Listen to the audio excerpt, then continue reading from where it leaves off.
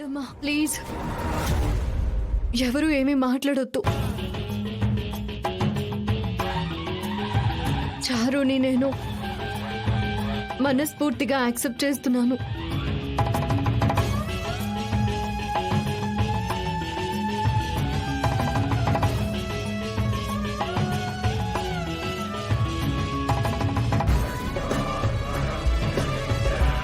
పెద్దనాన్న నన్ను క్షమించండి.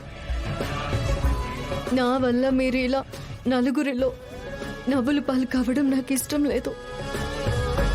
అందుకే నేను ఈ నిర్ణయం తీసుకున్నాను. నన్ను నమ్మండి. నేను తీసుకున్న ఈ నిర్ణయం సరైందేనని ఏదో ఒక రోజు మీరే చెప్తారు. పెద్దనాన్న ప్లీజ్ నా నిర్ణయాన్ని కాదనకండి.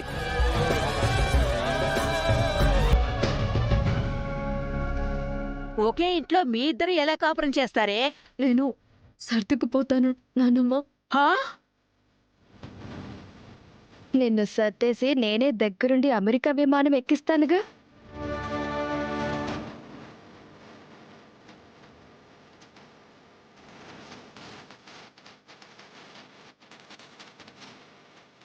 రఘురామ్ గారు, ఇప్పుడు మీరు చెప్పే నిర్ణయమే ఈ పంచాయతీ నిర్ణయం.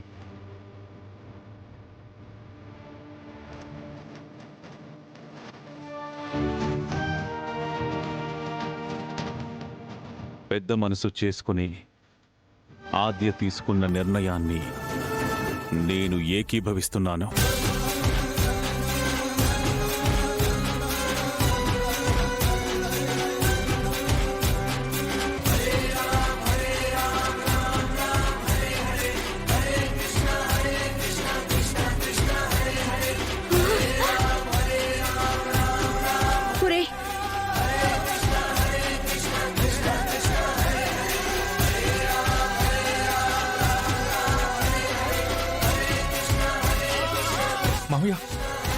ఆ అమ్మాయిని ఇంటికి రమ్మని చెప్పండి.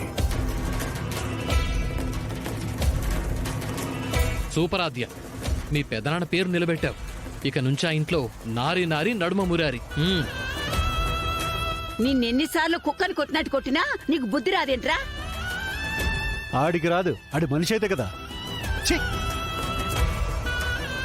శబాష్ రఘురామ్ గారు.